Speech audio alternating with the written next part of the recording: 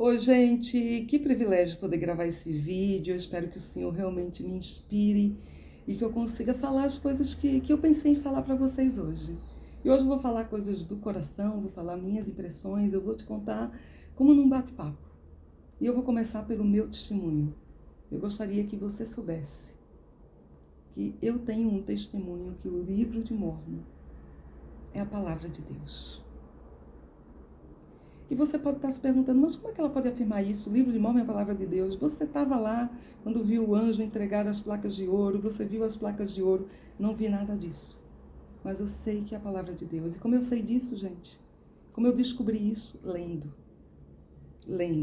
E através do Espírito Santo. Como tudo na vida, a gente precisa fazer para saber. Não é assim a gente aprender a andar andando, comer comendo, cozinhar cozinhando e assim por diante. Eu só vou aprender na hora que eu fizer. É como diz a Escritura em João 7,17. Faça e depois saberá. Eu não tenho como saber se o livro de Mórmon é a palavra de Deus se eu não ler, se eu não perguntar a Deus, se eu não tiver o desejo, se eu não abrir o meu coração para sentir o Espírito Santo. É assim que funciona. Nem sempre eu tive um testemunho do livro de Mórmon. Precisei pagar o preço para isso, eu precisei ler. Às vezes eu lia, não entendia, voltava, lia, não entendia, parava, voltava, começava de novo. E é por isso que muita gente não passa de primeiro NEF, por isso que muita gente chega lá em segundo NEF, palavras de Isaías, desiste porque acha difícil. Mas o livro de Mórmon é um livro de tentativas. Você precisa ler e ler mais uma vez. E de repente você começa a entender. É como como aprender uma língua estrangeira. No princípio você não aprende nada. Mas você vai tentando, uma hora você tem um insight, uma hora você começa a conectar palavras e aquilo vai clareando. É o que aconteceu comigo e aconteceu com o livro de Mórmon. Claro, eu tive uma excelente professora de seminário, Rosa, que eu já falei para vocês, e eu nunca vou esquecer as sensações e os sentimentos que eu tinha naquelas aulas às 5h30 da manhã. Uma professora dedicada, prestando seu testemunho do livro de Mórmon e do Evangelho. Não vou esquecer de igual modo o meu primeiro bispo, Geraldo, esposo de Rosa. Aquele bispo jovem. Eu lembro que ele fazia festas de integração conosco e ele dava uma aula. Eu lembro que ele deu aula sobre o plano de salvação. Eu lembro de uma aula que ele falou sobre a segunda vinda de Cristo. Ele usou as palavras de Isaías. Nunca vou esquecer dos sentimentos do Espírito me testificando naquelas aulas. Um bispo preocupado em nutrir a boa palavra, em ajudar membros novos a se fortalecerem no Evangelho. Então, tantos bons professores, além do Espírito Santo, que é o maior professor. Foi assim que eu adquiri o meu testemunho do livro de Mórmon e esse testemunho que me fez permanecer firme no Evangelho através dos anos. E hoje eu vou falar algumas coisas para vocês assim que talvez sejam bem diferentes. Eu espero que vocês consigam captar minha mensagem. O meu marido, eu lembrei muito dele, tive até um sonho com ele essa semana, muito especial. Eu lembrei muito dele porque ele sempre leu muitas escrituras e ele me instigou muito a ler, a fazer um estudo mais fervoroso das escrituras, a analisar as escrituras. E paralelo a isso, ele sempre gostou muito da história, então ele estudava a fundo a história. Ele sempre me dizia, a história do mundo é a nossa história. Ela está conectada com as escrituras, ela está conectada com o Evangelho. Nada que acontece no mundo é por acaso. Observe as intervenções, as interferências de um Deus que sabe tudo. Então ele sempre mencionava isso, e a gente pode observar na história dos israelitas, às vezes, a guerra menos provável, e eles ganhavam. A gente vê a história dos nefitas, a gente vê a história dos lamanitas, a gente vê tantas coisas que aconteceram e a mão do Senhor estava lá. E não é diferente na nossa história atual, na nossa história moderna. A gente tem visto a mão do Senhor a todo o tempo. E a gente comentava muito, por exemplo, como o iluminismo, como o século das luzes, como a reforma religiosa, né? Como esses homens, eles foram importantes para que a gente pudesse ter o evangelho restaurado hoje. A imprensa de Gutenberg fosse tão importante para as impressões do livro de Mórmon e de quando esse cenário ele foi formado para que Joseph restaurasse o evangelho e os caminhos se abrissem e se tornasse mais fácil. Quantas vezes a gente comentava que os profetas diziam que todo meio de comunicação ou de transporte foi feito para que o evangelho fosse pregado mais rápido. Então a gente viu o avião que transporta missionários agora com uma velocidade muito maior. A gente viu profetas falarem sobre invenções nos últimos dias que a gente ia poder escutar o profeta de casa. Nós temos os satélites e hoje a gente assiste a conferência na comodidade do nosso sofá, da nossa casa. A gente viu a Covid e que a gente dizia, nossa, a Covid foi um desastre. Mas através da Covid a gente viu o quê? Avanços na ciência, nós vimos avanços na tecnologia e o Evangelho sendo pregado nos 4 cantos da terra. Ou seja, o Senhor sempre cumpre seus propósitos. Eu lembro que o meu marido dizia, observa a Torre de Babel. Até a Torre de Babel, que podia representar assim, nossa, né, que coisa, uma torre, que ideia fantástica. E olha, resultou na dispersão, resultou na diversidade das línguas, resultou numa diversidade cultural enorme. O Senhor sabe tudo e cumpre seus propósitos. A gente pensa em Hitler, no nazismo, ele ajudou a cumprir uma profecia. Quando a gente pensa os judeus voltando para Jerusalém, depois do nazismo. Ou seja, gente, nada é por acaso. E o Senhor está atento e está olhando para o seu povo. E nos últimos dias a gente vai ver milagres. E a gente vê, né, falando que as palavras de Isaías nos últimos dias seriam entendidas. Nós podemos entender, mas para entender precisamos ler. A gente vê um profeta dizendo que os fiéis receberão manifestações divinas nos últimos dias. Esses tempos chegaram. A gente vê Isaías aqui no capítulo 27 falando sobre um livro que seria enterrado, sobre um povo adormecido e uma voz que falaria desde o pó. Chegou esse tempo, nós temos o livro de Mórmon. Que povo é esse? Muitas vezes eu ficava pensando, poxa, podia ter mais clareza, podia ter mais horas indicações no livro de Mórmon, podia ser mais fácil para as pessoas acreditarem. Mas se tivesse, onde ficaria a fé? O Senhor deixou o suficiente. A gente sabe que outros tiraram coisas claras e preciosas e o Senhor mandou os seus profetas, mandou revelação moderna. Mas a gente tem no livro, no Velho Testamento, falando sobre o livro da vara de Judá, que é a Bíblia, e um livro da vara de José. Onde está esse livro? Descendentes de José. Onde estão os descendentes de José? Nas Américas. A gente tem agora Isaías falando um livro que seria enterrado e que seria dado à luz no momento oportuno. Nós temos o livro de Mórmon. Mesmo assim, o mundo ainda não acredita que eu preciso de fé. Eu não preciso ver um anjo, eu não preciso ver as placas de ouro. E aí é interessante porque este livro, ele seria revelado a uma pessoa escolhida e a 3 testemunhas e a quem o Senhor mais determinasse. E a gente sabe que o livro de Mórmon, 3 testemunhas, 8 testemunhas e mais alguns poucos. Gente, leiam essa designação. Leiam Isaías 27 e vocês vão ter um testemunho fortalecido. E quando a gente vai, a gente vê exatamente os nossos dias, porque ele descreve em Isaías 29 que quando os homens receberem essas coisas, eles dirão, uma Bíblia? Eu não necessito de uma Bíblia. Eu já tenho uma. Eu não necessito. E a gente vê essa profecia se cumprindo. Quantas vezes a gente vai presentear alguém com o livro de Mórmon e a pessoa recusa, ou a pessoa acha que é uma Bíblia e não recebe e diz que não necessita de mais instruções ou mais conhecimento. E não entende que as duas se completam e as duas testificam de Cristo. Nós vemos essa profecia nos últimos dias. Os fiéis entenderam as palavras de Isaías. E é muito interessante, gente, que a gente vê também ele dizer que uma obra maravilhosa seria realizada entre os filhos dos homens. Essa obra maravilhosa, em um assombro, já está sendo realizada. Realizada através de Joseph, um rapaz simples, humilde, que não tinha condições de escrever esse livro e muito menos traduzir. Ele traduziu esse livro pelo poder de Deus. E aí eu volto para outro componente da história, que eu vou resumir. O meu marido, como eu disse, ele adorava história e ele começou a estudar muito sobre a pedra de Roseta. E ele era sempre muito intrigado com essa pedra, porque essa pedra, gente, era um fragmento de uma estrela, uma pedra grande, de granito negra, e que foi encontrada. Primeiro ela foi encontrada e foi colocada em um templo egípcio. E eles escreveram hieroglifos, uma escrita que era chamada de hieroglifos, que significa escrita sagrada, e escreveram lá e colocaram no templo.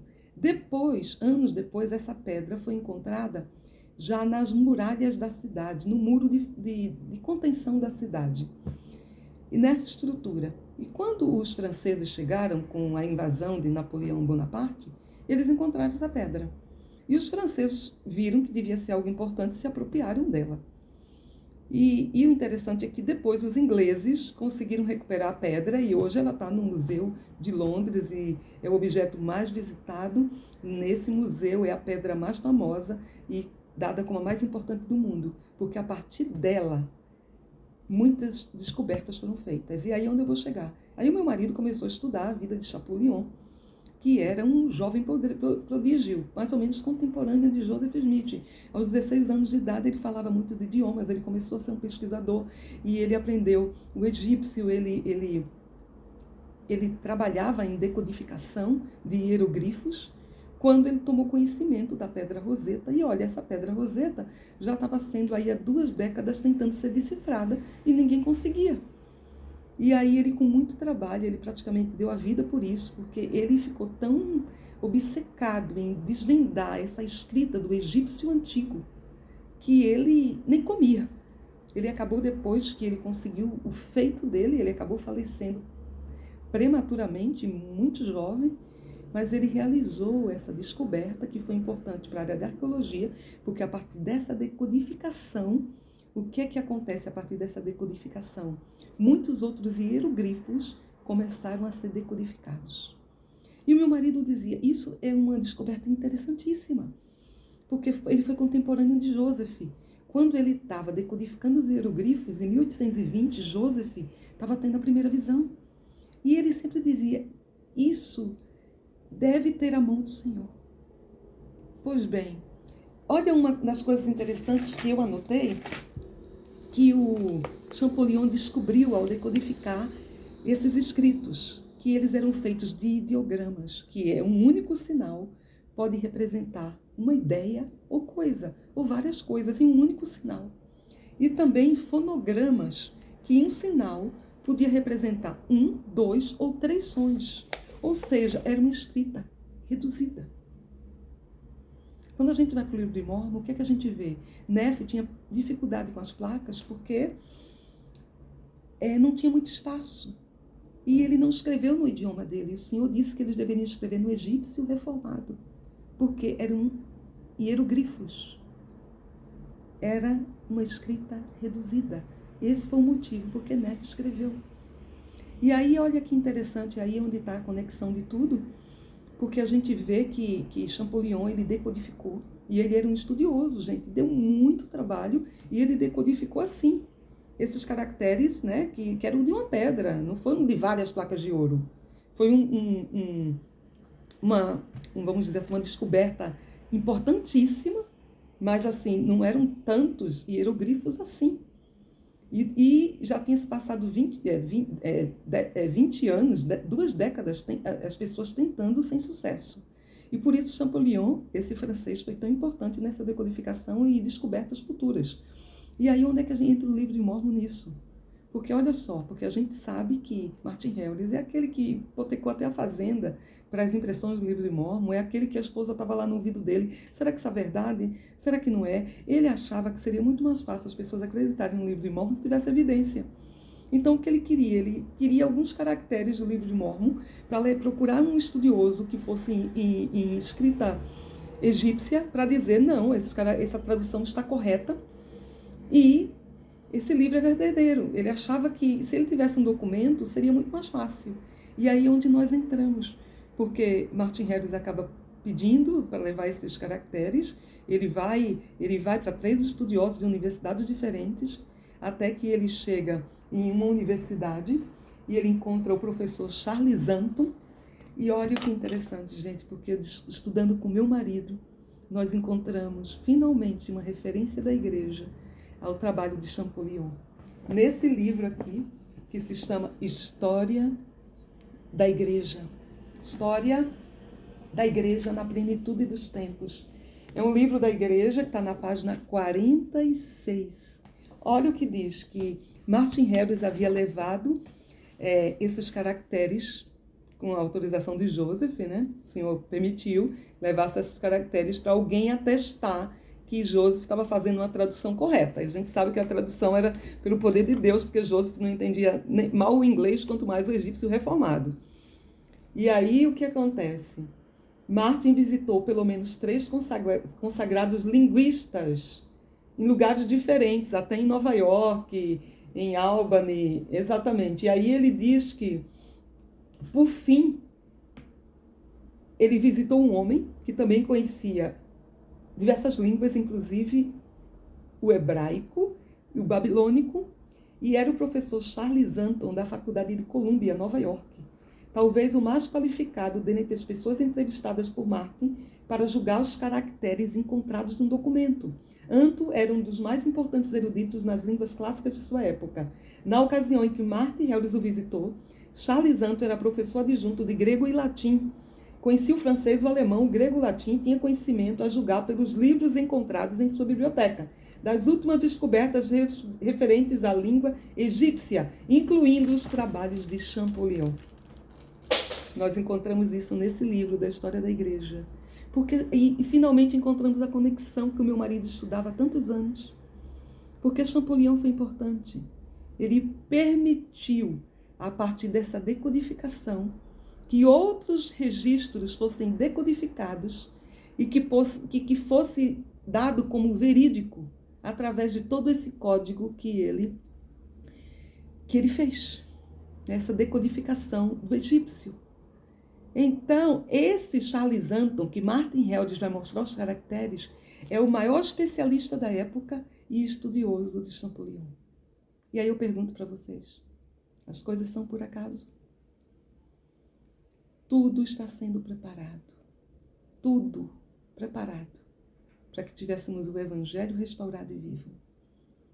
E o que acontece aqui, gente, é que o professor Anton examinou os caracteres da tradução e entregou um certificado declarando aos cidadãos de Palmira que os escritos eram autênticos e que os caracteres eram semelhantes aos dos egípcios. Mas aí, quando Martin Heldes estava indo embora com a carta, o que é que acontece? Ele pergunta como é que Joseph teve acesso, como ele descobriu essas placas de ouro. E aí ele contou que foi através de uma manifestação divina. E aí Charles Anton, que não acreditava no divino, pegou a carta de volta, rasgou e disse que não daria declaração nenhuma, a não ser que ele trouxesse as placas de ouro para que ele pudesse ver e pudesse traduzir. E aí Martin Heldes diz, eu não posso porque esse livro está selado. E ele diz, eu não posso ler um livro selado. E aí a gente tem Isaías dizendo que esse livro selado seria dado a um homem, né, que entregaria a um outro, e que o instruído diria, eu não posso ler um livro selado, eu não sei ler. A gente vê uma profecia de Isaías cumprida nos nossos tempos atuais. Cumprida através de homens que fazem a nossa história, como Champollion, como Marcos Antony. Champollion foi importante porque ele permitiu o avanço no estudo da escrita egípcia. E Anton foi esse discípulo dele que estudou e que também aprendeu e podia certificar. Gente, nada é por acaso. Tá aí para quem queira ver. Sou grata por esse evangelho. Eu sei que o livro de Mormon é a palavra de Deus. Temos evidências? Temos evidências. Precisamos ter fé? Também precisamos ter fé. Temos o Espírito Santo para nos testificar. Temos tudo isso, mas nada vai adiantar se eu não tiver o desejo e sinceridade de coração de querer saber se essas coisas são ou não a palavra de Deus. Quanta gratidão por esse evangelho. Quanta gratidão pelo livro de Mormon. Quanta gratidão por saber que existe um Deus que opera da mesma forma, que continua a realizar milagres. E às vezes a gente não percebe esses milagres. Quanta gratidão, porque o Senhor nos inspira e nos abençoa a nos tornar pessoas melhores através do Evangelho. Que possamos ter o desejo de estudar, e mais que estudar, de meditar, e mais que meditar, de analisar as Escrituras. Porque é elas que um dia nos levarão à presença de Deus. Através dela nós conhecemos a maneira de Deus operar. E sabemos que Ele é o mesmo ontem, hoje e para sempre. Deus é um Deus de milagre. Eu sei que este livro é a palavra de Deus. Tudo já foi preparado. Tudo está conectado. A gente só precisa abrir os olhos e ver os milagres da nossa época. Até a próxima.